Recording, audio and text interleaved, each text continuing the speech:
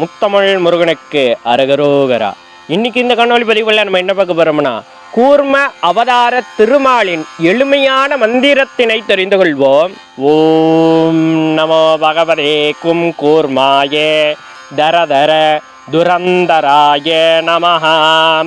ஓம் நமோ பகவதே கும் கூர்மாயே தரதர துரந்தராய நமஹ. அன்பார்ந்த அடியார்களே, இந்த மந்திரத்தினை தினமும் ஜபித்து வர அடியார்களினுடைய வாழ்வில் ஸ்திரத்தன்மை ஏற்படும் என்று சொல்லப்பட்டு வருகின்றது. அடுத்ததாக, அடியார்களினுடைய திருக்கரத்தால் ஆமைகளுக்கு உணவளிக்கும் பொழுது இந்த மந்திரத்தினை மனதில் ஜபித்து வர சிறந்த பலன் கிடைக்கும் என்றும் சொல்லப்பட்டு வருகின்றது.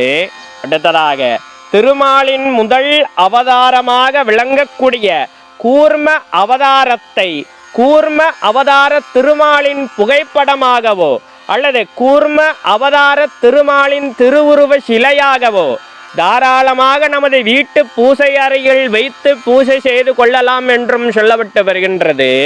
அடுத்ததாக, ஒவ்வொரு புதன்கிழமையும் சனிக்கிழமையும் ஏலக்காயிட்ட பால் பாயாசம் ஏலக்காயிட்ட பால் சாதத்தை திருமாலுக்கு படைத்து எளிய மக்களுக்கு தானம் செய்து வர சிறந்ததோர் பலன் கிடைக்கும் என்றும் சொல்லப்பட்டு வருகின்றது.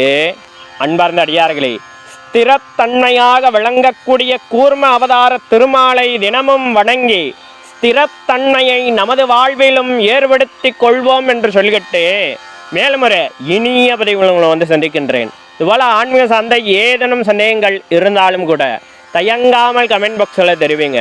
அப்படியே எனக்கு தெரிந்தால் கண்டிப்பாக உங்ககிட்ட காணொலி மூலமாக பயந்துக்கிறேன். நமது தமிழ் வேதம் 92 சேனல் ஒன்றும் சப்ஸ்கிரைப் பண்ணாத அடியார்கள் மறவாமல் சப்ஸ்கிரைப் பண்ணி பக்கத்தில் இருக்கிற பெல் பட்டன் அமைத்துட்டு ஆல் செஞ்சிட்டிங்கன்னா நாங்கள் பதிவு செய்கிற ஒவ்வொரு காணொலி பதிவும் உங்களை அடையும். மேலும் நமது தமிழ் வேதம் 92 சேனலில் நிறைய ஆன்மீக சார்ந்த காணொலி பதிவுகள் தொடர்ந்து பதிவேற்றம் செய்து கொண்டே இருக்கிறோம். அதெல்லாம் இன்னும் பார்க்காத அடியார்கள் ஒருமுறை சென்று போய் பாருங்கள். உங்களுக்கு தேவைப்படும் தகவல்கள் அதிலே இருக்கக்கூடும். அடியார்களின் வசதிக்காக பிளேலிஸ்டும் தயார் செய்து வைத்திருக்கின்றோம். சர்வம் முனீஸ்வரம் சகலமும் முனீஸ்வரம். நம சிவாய.